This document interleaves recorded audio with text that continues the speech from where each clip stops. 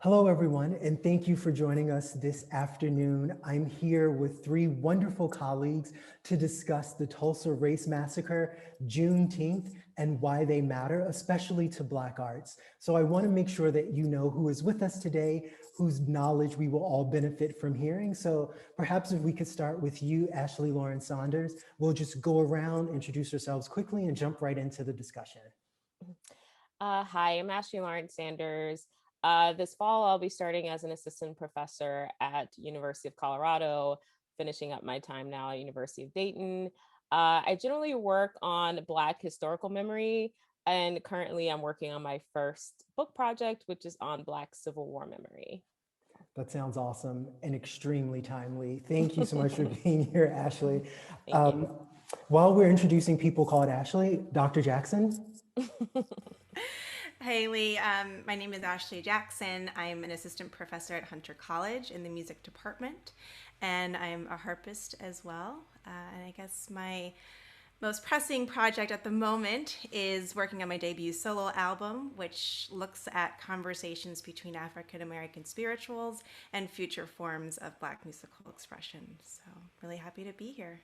Thank you for being here. And you will also be featured on the concert as well. So we get a 2-for-1 with you. Thank you so much for being here. And also, Jasmin Young. Thank you for having me. My name is Jasmin Young. I'm an assistant professor in the Department of Ethnic Studies at UC Riverside. My work looks at Black women and armed resistance in the civil rights and Black power era. So I'm interested to see how these conversations go and what I can add as a 20th century historian to the mix. So I'm happy to be here. Thank you. Thank you so much for being here, Jasmin. I've been such a huge fan of your scholarship for, I think, the last 15 years or so, as you know. So I'm so happy that you can be here today in this context. And last and possibly least, I'm Lee Bynum. I am the chair of the board of the Dream Unfinished, which is co-producing this event alongside Harlem Chamber Players. And in my spare time, I'm also the vice president for Impact at Minnesota Opera, where I look at how classical music can actually be something that is more accessible and more open to people of color. So I'm super interested in what we'll be talking about this afternoon. So to begin, I'd love to pose to the group, why do the Tulsa Race Massacre and Juneteenth still matter, especially right now in our current political climate?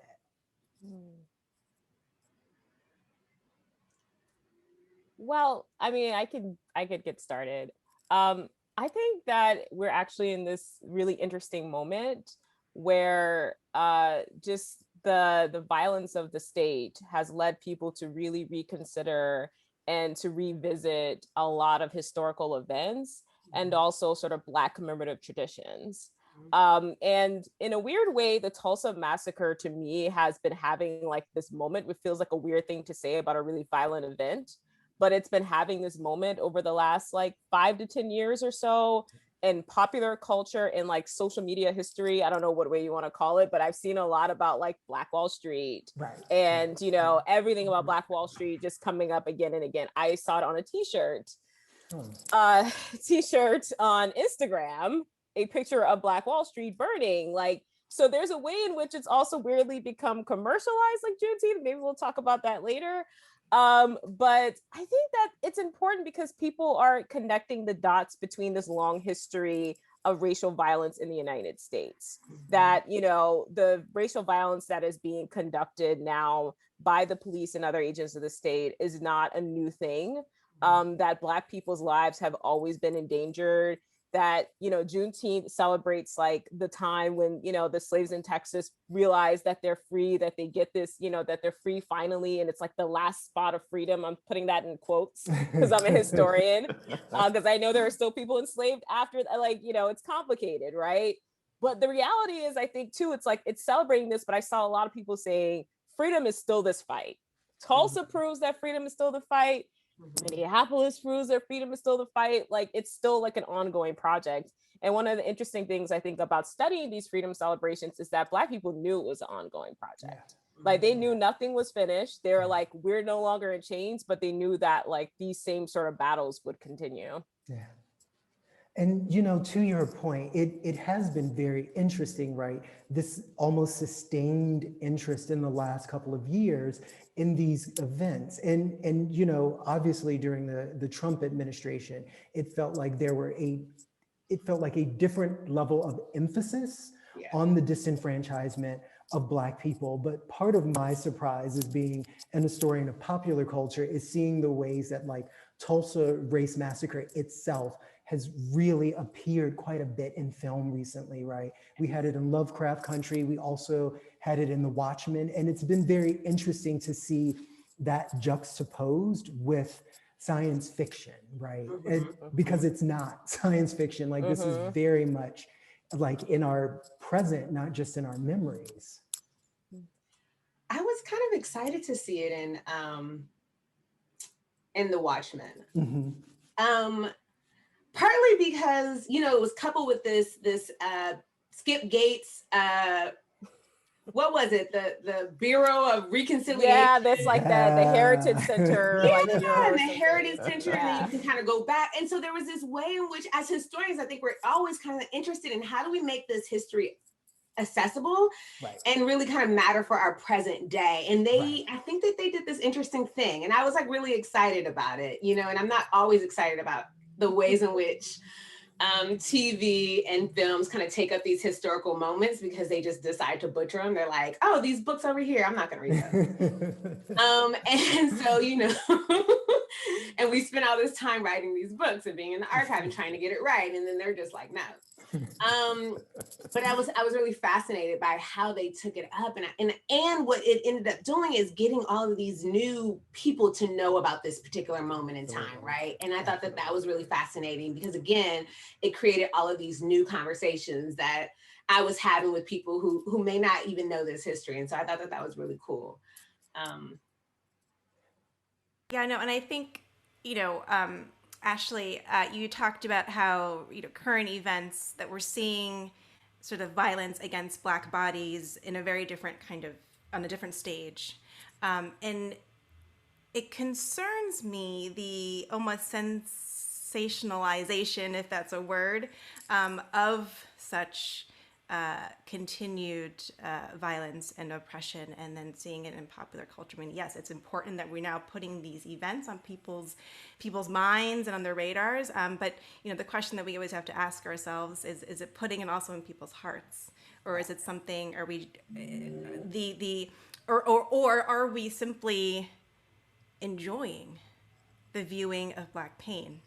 Right. Which feels like it's an ongoing question, especially lately in popular culture, right? You had this brouhaha on social media about 2 weeks ago with Lena Waithe's newest project. And it's an interesting way of commodifying Black pain. And I think that's something that America has been very, very good at over the years, right? But it's coming at the same time as we're trying to package Juneteenth as this easily portable celebration of whatever we want to overlay on it right now. And I'm curious how all of you see like that piece of this, right? And maybe also why it makes sense as a bookend right now with the Tulsa Race Massacre. I might have a slightly controversial view of that, which is that it was just so weird to me how Juneteenth became this national thing. I think of it so specifically as Texas, right? Like it is so specific to me as Texas history, not just as like a historian, but someone who grew up hearing about Juneteenth. I grew up in South Carolina, and Emancipation Day is January 1st. Thank you. Like that's the day that the Emancipation Proclamation was read out, and that's the day. And then like, I know that different states have different things. Like in New York, it was like in July, right? Like in a lot of places, it's August 1st after, you know, Caribbean, like emancipation in August. So like, it's, you know, there are like very specific local histories around this that I felt like kind of got erased by everybody like jumping on Juneteenth. Like, and I think the local histories tell a story, which is that it was not a single moment, right? Like there was not one moment where all Black people were free in the US at that single moment. That like there was differences, right? Like the North had their days because people were free there decades before. In South Carolina, where you had Union troops come through early and started some of the plantations are liberated and burnt down. You have people free. You have, soldiers in South Carolina reading the Emancipation Proclamation about what that means for them. Juneteenth happens because Texas doesn't get you. Like, there are a lot of local histories. And the other, like, not part that I'm like, maybe this isn't as controversial, is like the corporatization element of it just felt so weird to me, coming off of a lot of my weirdness around like corporations being like, we support Black businesses, is like, they were like all taking that in as their thing. Everybody getting Juneteenth off being like the new push, and like, no disrespect to all the Black activists who push for that, but I feel like that was kind of like a weird moment for me, as like we're all coalescing around this day off as like a thing to like say at the end of a protest. But it's like, is it a day off? Like, is it a holiday? Like, what are we celebrating? If people want to celebrate, it's fine. But it felt like this weird kind of like, and at the end of all this protest about, the death of Black folks, here is a holiday. Right. I don't know. Maybe I'm just like a true cynic, which I am. But it's a fair point, I feel like, right? That like we are really challenged with maintaining historicity, like broadly in America. That's not something that's specific to people of color or things associated with people of color. And I think that like we have in the Black community been very, very good about the ways that we have used our art to anchor us into a certain kind of history. But it does feel like this has been something that, I don't know, it's been a little harder, a little less tangible, maybe because for those of us who don't grow up in Texas, it isn't a part of our conception. I grew up in Virginia. We don't have anybody's Emancipation Day. And for other people who grew up in Virginia, I think there are clear reasons why that is, right? But I'm curious about how all of you think about how can we use art in this moment to help us be a little more securely moored into what those moments were, and not so much a day off or a chance to go and watch something interesting on television, but something that is fundamentally disconnected to what that moment was. I think of, I mentioned in my introduction, I'm working on spirituals, and so that's very much in my fingers and in my heart. And when I'm talking about African American spirituals, I often say that they're like living artifacts for me. As a musician and as a Black person, that reading the words and saying the words and singing the words, that's the closest I can come to what may have been in my ancestors' hearts, because they are so packed with layers of meaning.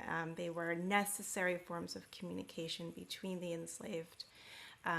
They were forms of entertainment for their oppressors, but then they had these other layers of meaning that would say, for instance, this is where we're meeting later this evening. This is how we're going to be making our journey home. And it's all packed in there. And every now and then we get words, that talk about the pain. And so art has been our form of survival in this country. I'm happy to hear others' thoughts on that as well, maybe the non-music folks. And I'm curious too, if you three think that is still what we're doing with music, right? Jasmin, like I am, you also focus on the 20th century, right? And is that, how do you read our art right now relative to some of these things? Just a little easy question for you. How do I read our art right now relative to these? That's a really interesting question. I'm not sure how to tackle it. I think at this particular moment, I feel really weary. Yeah. Of what I'm seeing, what I'm hearing in terms of the art.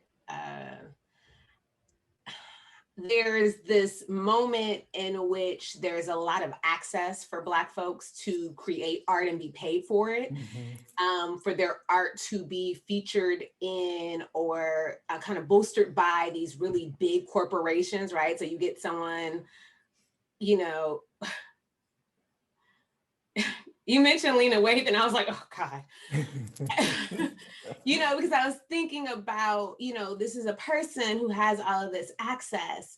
And in those moments of having access, the stories that she particularly chooses to tell are ones in which she reifies some of the things that like we're trying to break away from. And I think art is so powerful because it has like, you know, there's now in academia, like there's all this kind of conversation about Afrofuturism and Afro, you know, futuracity and all this other stuff. Art is that space, right? Where we can imagine freedom in these ways. We can imagine liberation in these beautiful and like vivid ways, right? Where we can smell it and taste it and feel it. And then you have someone like Lena who gets these opportunities. And then like, you know, I'm thinking of Queen and Slim, Slim and Queen. I'm not sure who was Queen and who was Slim. But you know, that whole thing just, and I know that's not what we're talking about necessarily, right? But like, it's just like, when we have these opportunities, what are we doing with them, right? Like, can we seize the moment to speak to our history and then imagine something beautiful, imagine something different, break away from like all of the ways in which, you know, we are constantly bombarded with like, you know, pain and suffering and capitalism and because that's a big one. Yeah, so I'm a little worried right now, but you know, maybe I'm just not looking in the right places. Yeah, I mean, I think, I don't know. I mean, it's so interesting because, you know, like as somebody who like was like bombarded with advertisements for that TV show, and then I saw who was involved, I was like, we've done the horror as racism as horror. Like I watched Lovecraft, I watched like you know, and as far as like, you know, those shows, I appreciated some of the things they did, not all, to be frank. You know, but I think that like I was like, okay, we've kind of like done this trope. And then like to hear about just the like visceral violence in that show. And then to hear the guy, I actually can't remember, I think it's Little Marvin, who's like the main creator of the show. And this is somebody, this is not an insult. I've never heard of him before, but for him to have that kind of like responsibility to do this kind of thing, to be produced by Lena Waithe, to get an Amazon contract, and then to produce something like this. And I'm not team no slave movies. Like, you know, I'm not that person at all. I am anti those people for a lot of reasons because I'm like, name 10 slave movies. Can't.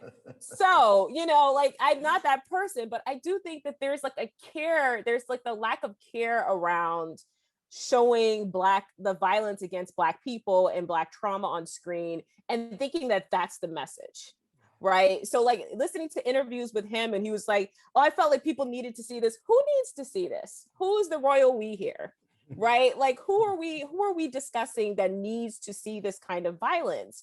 And if you're going to make something and use the history of slavery or the history of Jim Crow, and if you're not handling with care and with a gaze that's not centered into a white gaze, then what are we doing?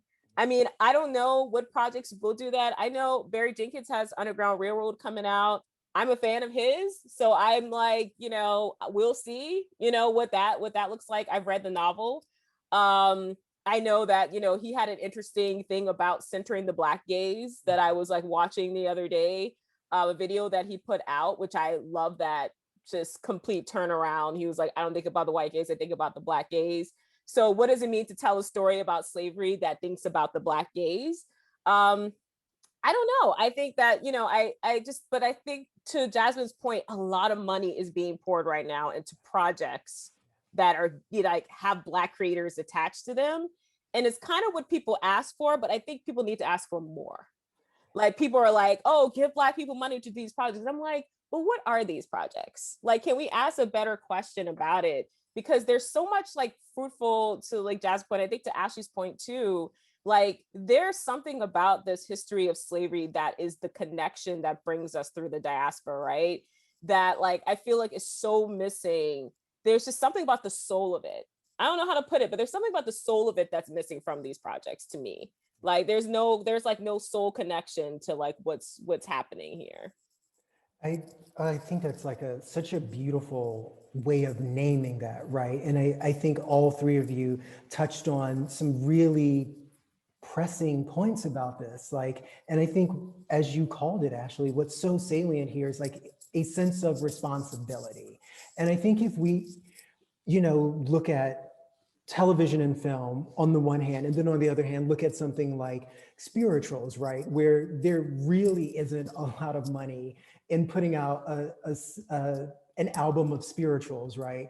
While there can be tens of millions of dollars coming out of a film or television. And yet I feel like where so much responsibility, like reverence goes into Black artists and their treatment of spirituals, working in opera, every Black opera singer goes this route at some point because it is something that feels like this is ours, and we have to present these experiences with a lot of care. And then we move into a different medium and none of that is there, right? Even when some of it's very, very compelling. And I think it's a complicated place to be, because so much of how we understand Black culture is what is going to be filtered through film and television. And I think there's an entire generation or two of us whose only context for freedom struggles is kind of what we're seeing in movies. And that's not where we're putting a lot of our care.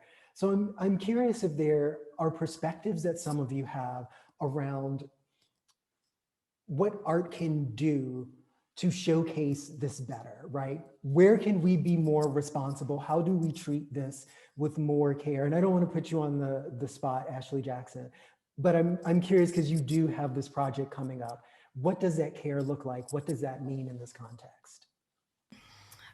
Wow, Lee. Well, for me personally, care means doing my research first and diving as deep as I can into the material and going as far back as I can to either the words of the enslaved or listening to very early Fisk Jubilee Singers recordings. And so that's what that kind of work looks like for me, and just really trying to or not even trying to, but almost closing my eyes, Lee, and allowing those connections to happen organically. Because Ashley Lawrence Sanders mentioned that it's sort of like through this art that we're connected across the diaspora, and you certainly feel that when you can really go deep into research on that material. So I think it's doing your homework on this. Mm. Precisely the thing that people are no longer good at doing. Yes. I don't know how you get at what Ashley Lawrence Sanders talked about in terms of the soul, though. Yeah. You know what I mean? Because I love that, right? Like I'm gonna chew on that later, and I don't know. You can't teach that. No, you cannot. You can't. I don't think you can teach it, but it's like what makes artists good. And like in my own work, I study historical memory. So I study a lot of art, right? Mm-hmm. Like, so I study a lot of writing, even like poetry and music that people have done about like Civil War heroes, like Black Civil War heroes, operas that were put on about like people who led slave rebellions. And like, the one thing is like the political commitment to the people that you're actually like, are you actually politically committed to the things that you're writing about and the people that you're writing about? These are the questions, right? And Jasmin could probably talk a bit about, you study Black Power movement, probably Black arts movement, and what it means to like intersect that commitment and have that kind of connection. And not to say like all political art is great art either, but like also I think that like having that sustained sort of commitment to like doing right by people in art and outside of art can get you that. Like, so like a lot of the artists that I tend to enjoy, because like, getting enjoy, even stuff that's like, I honestly do not enjoy a lot of historical films, to be frank. It's hard. It's like hard. So like, that's not my favorite genre of entertainment. But I think like getting at like music that I like and people that I like, when I know that like, you can tell that they're committed to like that they've put in the work, that they have they have some kind of commitment to doing right by people. And you can tell it in the interviews and the way that they've talked about their process, how they break down their process, how they engage with it, listening to just Ashley talk just now about like, her process and like how she's connecting to this music. And yeah, I mean, there's a lot of politics involved in Black art. And I kind of feel like the politics that may be involved in Black art now is not the same kind of politics that have traditionally been involved in producing Black art. For sure. For sure. I think adding to both what these Ashleys have said and given us, I think is maybe like the more possibilities of collaboration. You know what I mean? So like I started with talking about like these folks who take up these historical moments and they just decide to just not do any of their homework. What does it look like to be in conversation with folks who do this work, right? Like in a scholarly capacity. And then what does it mean to kind of move that from the ivory tower into something else, right? And so in my own journey, I started working with a game designer. And we took, and she does physical games. She creates physical games. We created a game called Tracking Ida. And what we did was we took the historical like record of Ida B. Wells and her method of journalism and investigative journalism specifically to learn about the lynchings of Black folks and to discover what was behind those lynchings. And we applied that to a game that students could play. And it was such an amazing experience. And it's one that I think we need to be having more of, right? Like, how do we need to kind of break down the silos, because oftentimes we're talking to each other, and we have like this jargon that we talk about and we think everyone knows what we're talking about. And it's like, when you get a chance to like just talk to some folks outside of your field, you learn how to talk to folks. Then it becomes about teaching each other. And I think that that's super, super important. So. It is, right? Because I feel like the ability to teach each other is the thing that allows for the restitution, right? And I think that's the thing that never has happened. So that's why for me, when we have some of these things, and whether it's Watchmen or whether it's like 12 Years a Slave, because we haven't had that restorative piece, and as a community, relative to how we've been treated in this country, we have never been made whole. These things can't just be entertainment. And when they don't teach, when they don't put any kind of message for it, I think that adds to the soullessness, right? And I really try to take on, what can I do as an academic? What can I do as an artist to actually pull some of this together and try to bring forth some of this healing, right? And the last thing I wanted to ask the three of you is, how can we use the work of Black artists, like as individuals, whether we're talking about ourselves professionally or just more generally, how do we use this work being done by Black artists to make some of this restoration happen? Sounds like you were making a case for reparations, not just restoration. I am frequently making a case for reparations. I mean, to be honest, I was thinking again about Watchmen in Tulsa and about how that's like a world where reparations occurred, right? Yeah. Which I thought was really fascinating. Yeah. With the predictable responses of what would normally happen. Yeah. But like my one thing about like that kind of element of that show was that I felt like within the art, you needed to focus on this single story. But within that story, there could have been a much broader story about racial violence in America, because within Watchmen, you would think that this only happened in Tulsa. Right. Which goes back to like Tulsa sort of starting to occupy this like special space of like the place everybody knows about, right? And then like within like the episode structure, I mean the show structure, you don't really get the concept of anything that's happening outside of Tulsa. So nothing is really connected to like the broader space of Black people, how this happened in literally dozens, plural, of cities across and towns across the United States. all throughout the, the 20th century. And I think that that's where the limitations are at times, and that but it could have happened, that there's a limitation of imagination to this point of like, well, what if we don't act like these are exceptionalist circumstances and we actually address the fact that this was just a common thing in the US? So are you making a different show then? Maybe you are, but like, I think that speaks to like the possibilities of Black art and sometimes the letdowns of like art. And I say Black art, I know the show wasn't created by a Black person, though we're Black writers. But like that shows sort of like the limitations and the letdown of like how we imagine like what our duty is beyond, or what people's duty is beyond just like an entertaining show, right? Yeah. So like they could have maybe talked a bit more about, oh, well, this happened in Lane, Arkansas, or this happened in Chicago in 19, Yeah, no, it's oh, go ahead, Ashley. Oh, no, I just was off of Ashley's point about sort of telling a broader story, that if we're talking about Tulsa, in the show that you're referencing, the story is also about sort of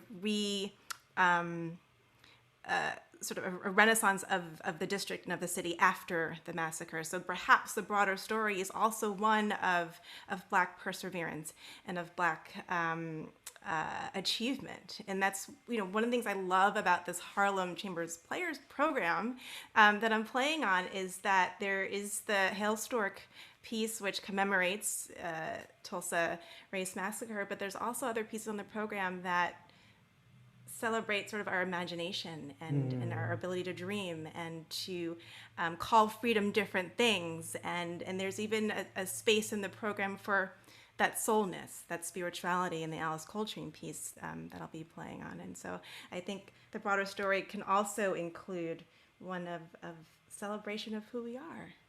I love that. Gosh, I feel like that just brought us home. I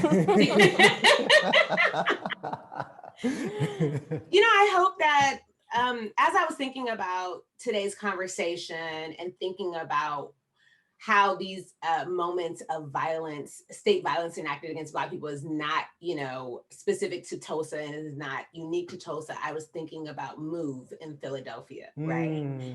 And MOVE has come up in the news lately because we learned that, was it Penn State?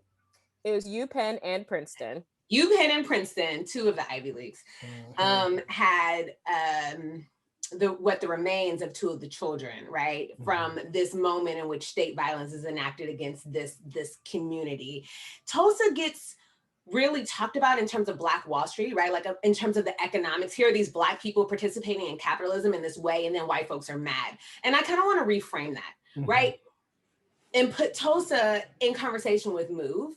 And it's about Black folks and self-determination, right? Like our ability to determine for ourselves our future. And that self-determination is collective self, not an individual self. And so I'm hoping that Black artists can really kind of start to imagine that, like Black self-determination, because that's really what we need. And that's really that's what I think, folks are scared of. The idea that Black folks would be able to move about the world as we see fit, how we see fit, is somehow a really scary thought. But that is what freedom is, right? Like that is what liberation is. And so that's where I hope to see Black artists move from. And I have faith. Yeah. And so did those who came before us, right? And I think that's kind of the really glorious thing about Black art, right?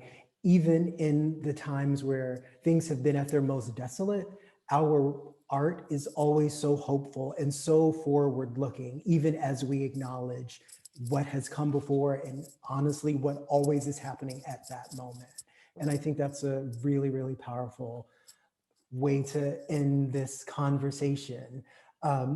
I am so grateful to all three of you for being a part of this. This was absolutely fantastic. I could talk to you all night, but I know that you have papers to grade because the semester just ended. But again, thank you all for being here. And I just wanted everyone in the audience to know. Pity These Ashes, the concert by Harlem Chamber Players, recognizing Tulsa 1921 to 2021, is scheduled for Saturday, June 19th, 2021, 7 p.m. Eastern Standard Time. I hope you all will tune in. And thank you again, ladies, for being here. Bye-bye, everybody.